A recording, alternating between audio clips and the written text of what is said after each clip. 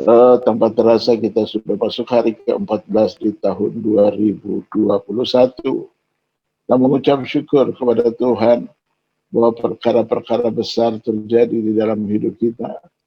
Dan kasih setia Tuhan tidak pernah berubah di dalam hidup kita.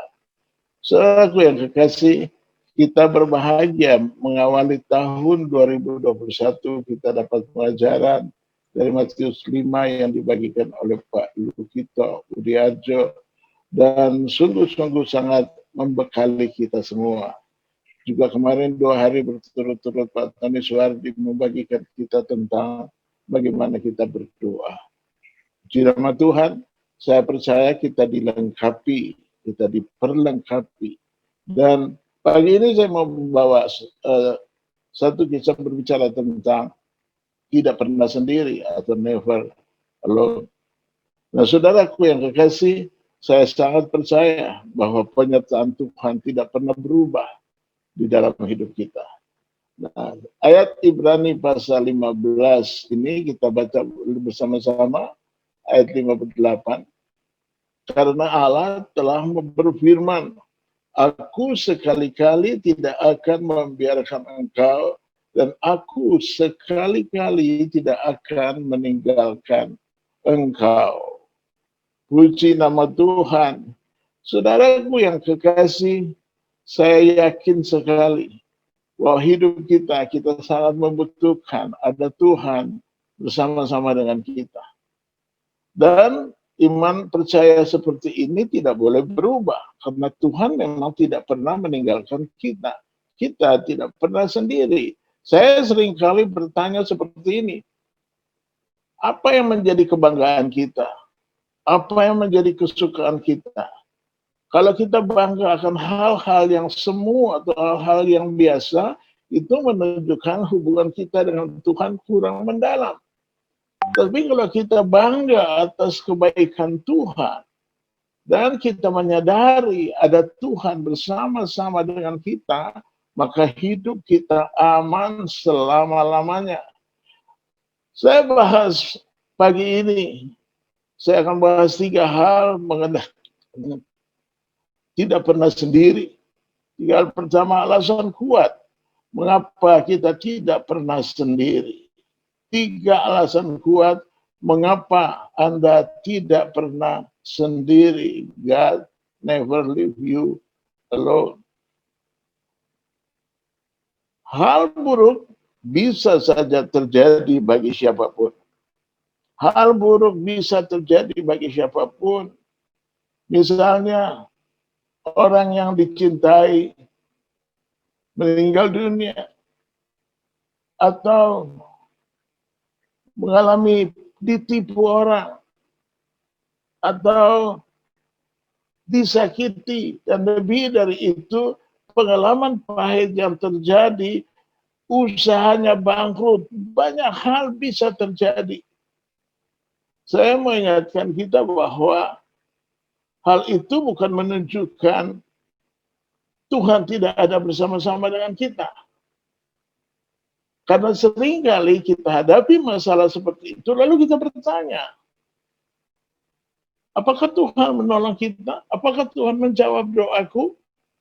Kalau saya percaya Tuhan tidak pernah tidak menjawab doa kita. Tuhan menjawab doa kita. Dikatakan di sini, tetapi kondisi seburuk apapun perlu kita ketahui bahwa Tuhan tidak pernah meninggalkan anak-anaknya yang dikasihinya. Dia tidak pernah menelantarkan kita. Tidak pernah dia menelantarkan kita.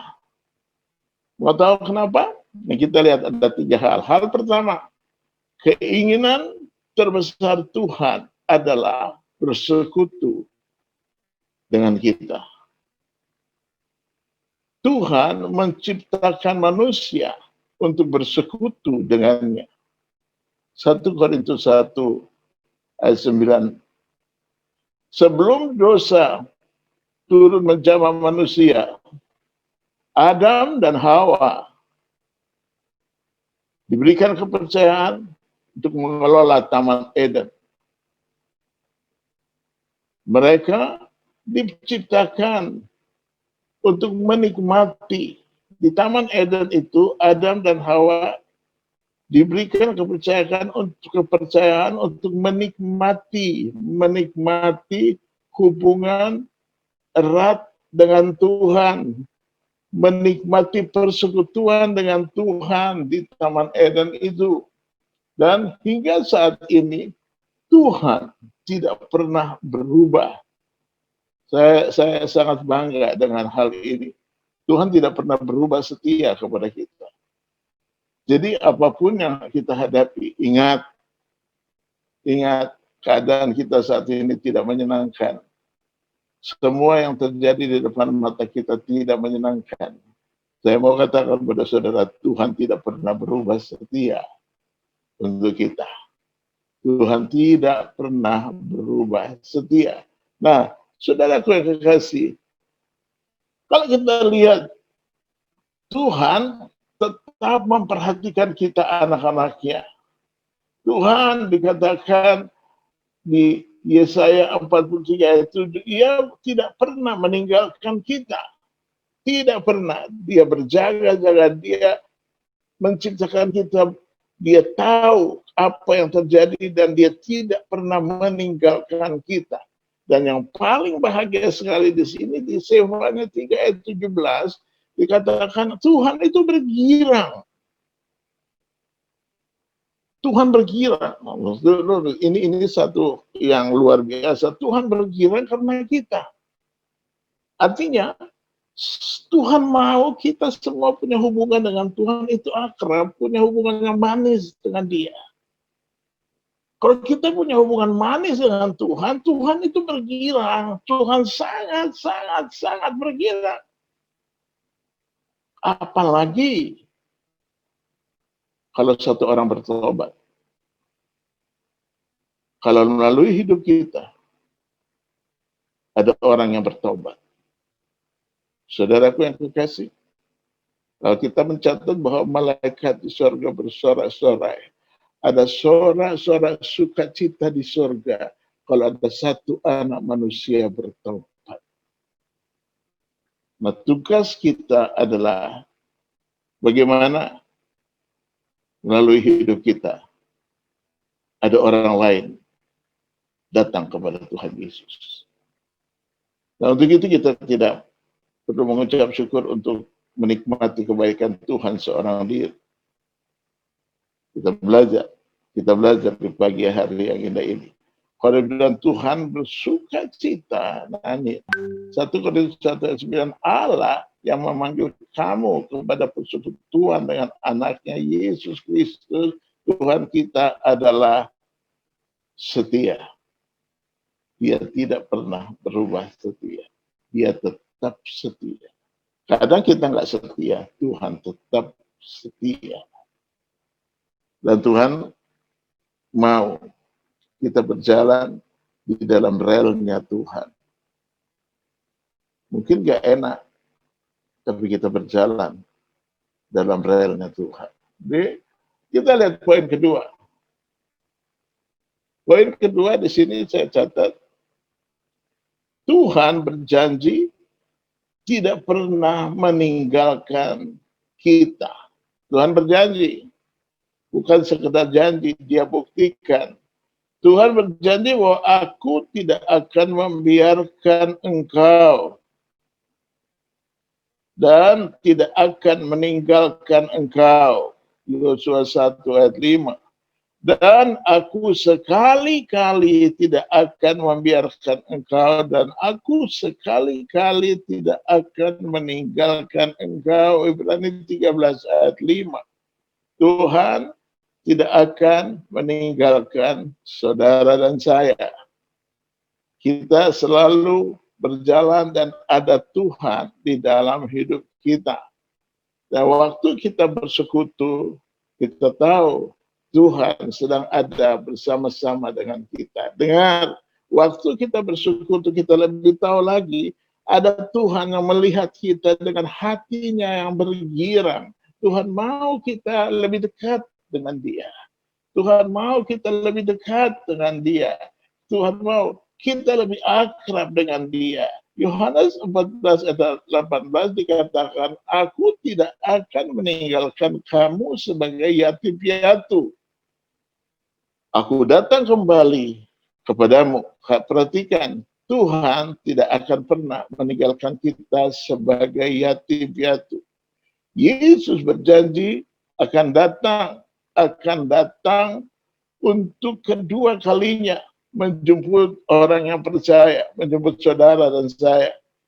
Dan kita siapkan diri kita siapkan hidup kita bangun hubungannya lebih manis lagi dengan Tuhan, dan penghibur itu yang dikatakan Roh Kudus akan diutus Bapa untuk menolong kita.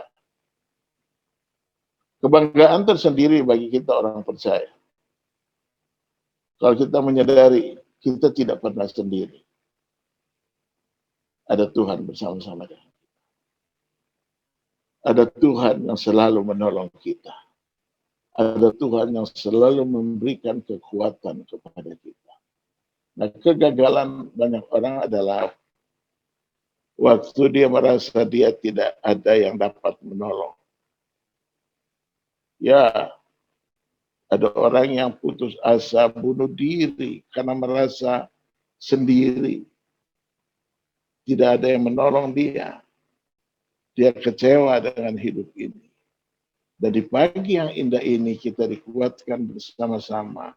Saudara, kita tidak pernah sendiri. Ada Tuhan bersama-sama dengan kita. Dan janjinya dia pasti menepati. Dia pasti tepati janjinya. Kalau dia berjanji, dia pasti tepati janjinya. Saudara, poin ketiga, saya catat di sini, kesetiaan Tuhan tidak dapat dipungkiri. Kesetiaan Tuhan tidak dapat dipungkiri. Bilangan 23 ayat 19. Allah bukanlah manusia sehingga ia berdusta. Bukan anak manusia sehingga ia menyesatkan. Masakan ia Tuhan berfirman dan tidak melakukannya, atau berbicara dan tidak menepatinya. Dia Tuhan yang pasti menepati janjinya. Di luar dari Tuhan, semuanya pendusta. Di luar dari Tuhan Yesus, semuanya pembohong. Hanya Yesus yang menepati janjinya. Bukan saja dia berjanji, dia buktikan sampai naik di atas kayu salib untuk kita. Bukan saja dia sekedar mengatakan kata-kata yang menyenangkan kita, tidak. Karena kita mempertanyakan janji-janji Tuhan ini, menghadapi masa-masa yang sulit. Namun saya mau katakan, selama ribuan tahun, janji Tuhan terbukti, dia genapi. Ribuan tahun dia buktikan janjinya, dia genapi.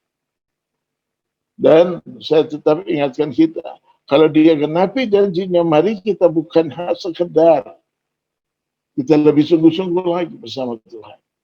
Karena kita tahu dia menepati janjinya.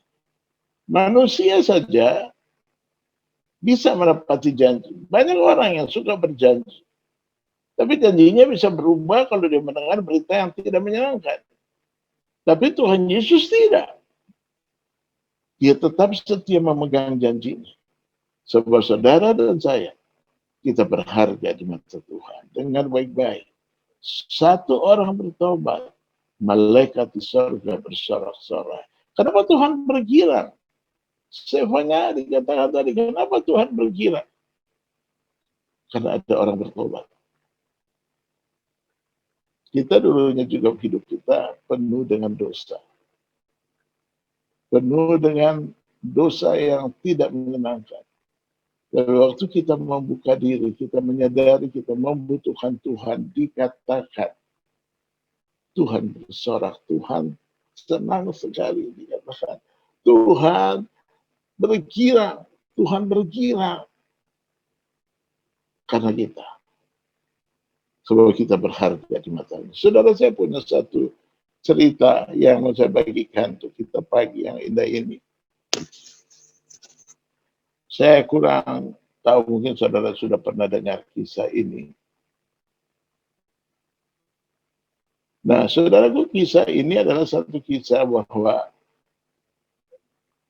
seorang guru mengajar murid-muridnya, mengajar agama, atau mengajar tentang kebenaran kepada murid-muridnya. Ada satu kisah ini yang membuat saya semakin sungguh-sungguh. Guru ini bertanya kepada muridnya. Dia persiapkan pertanyaan yang singkat dan mudah dijawab oleh murid-muridnya. Guru ini melihat semua yang ada di dalam kelas, lalu dia memilih 4 orang. Dia mau mendengar jawaban dari 4 orang. Orang pertama yang dia panggil adalah Anto. Misalnya, Anto. Dia panggil lalu dia bertanya, menurut kamu, Tuhan itu siapa?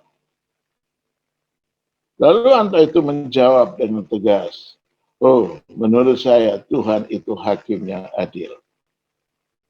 Dia mengadili setiap orang yang bersalah, sebab dia hakim yang adil. Guru itu menganggukkan kepalanya, dan guru itu melihat selanjutnya Andre, kata gurunya. Menurut kamu, apa itu Tuhan? Siapa itu Tuhan?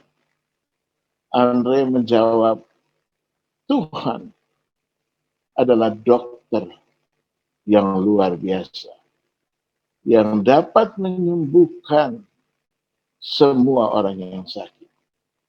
Ya, gurunya menganggukkan kepalanya. Bagus.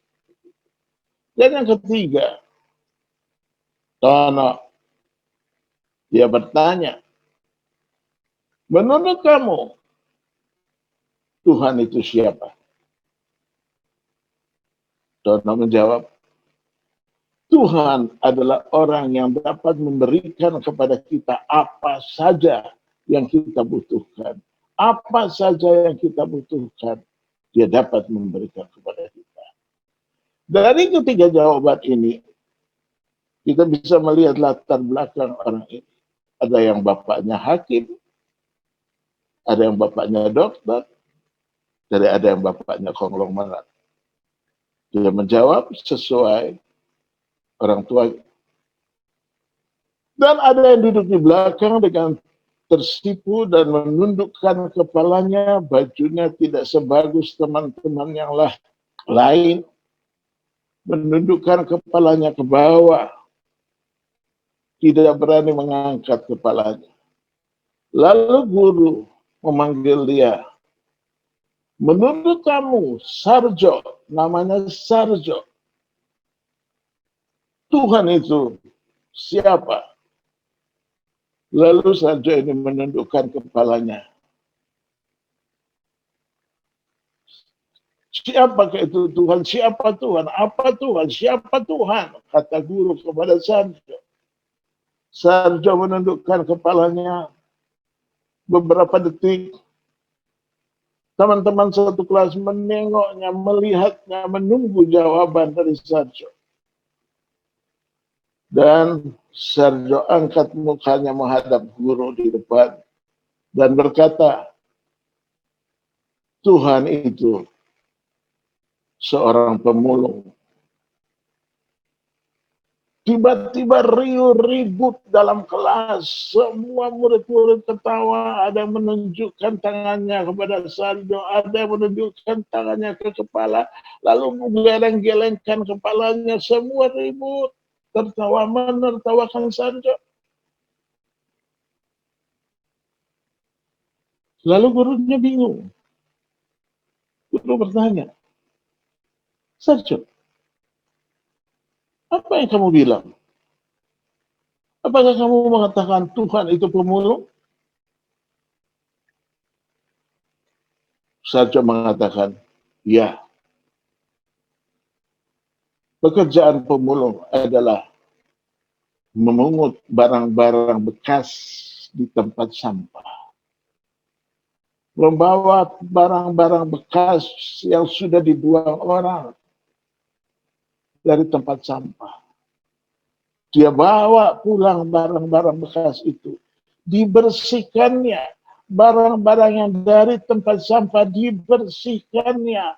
Sangat bersih. Sehingga barang-barang sampah itu menjadi bernilai. Seperti saya. Sarjo, kata dia. Saya dipungut oleh ayah saya di kolong jembatan. Saya dibawa pulang oleh bapak saya ke rumahnya. Saya dibersihkan. Saya dididik. Dan saya disekolahkan di sekolah ini. Saya dibentuk sedemikian rupa. Agar saya nanti bernilai. Mendengar kata-kata itu, semuanya diam. Murid-murid itu diam. Sarjo meneteskan air mata. Guru yang melihat Sarjo pun meneteskan air mata. Lalu menghampiri Sarjo, lalu memeluk. Dan berkata, kau berharga di mata Tuhan. Saudaraku yang kekasih, kita semua punya latar belakang mirip dengan Sarjo. Kita tadinya di sampah. Kita tadinya tidak ada arti. Kita tadinya ini orang-orang yang bermasalah. Dan oleh anugerah Tuhan, kita bisa duduk. 160 orang lebih. Kemarin 160, saya nggak tahu sekarang berapa. Kita bisa duduk. Kita jadi bernilai. Karena kita dibersihkan oleh Tuhan. Tadinya kita nggak ada artinya. Tadinya kita sampah. Tadinya kita tidak bernilai. Kita diambil oleh Tuhan. Dibersihkan oleh Tuhan. Sehingga kita bernilai. Saudaraku yang kekasih.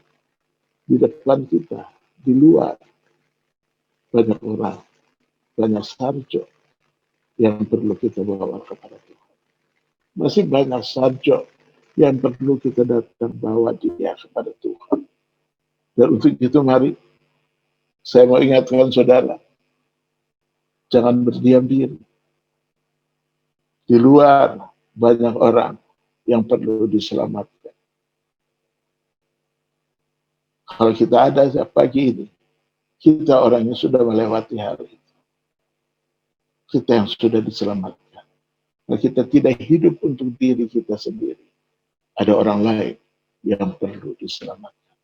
Kita tidak pernah sendiri.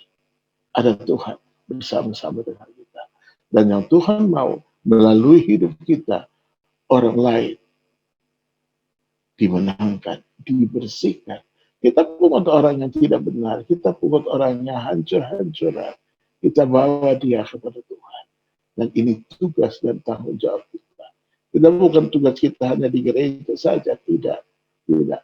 Kita bawa orang yang hancur itu ke gereja. Mereka yang tidak tahu kebenaran.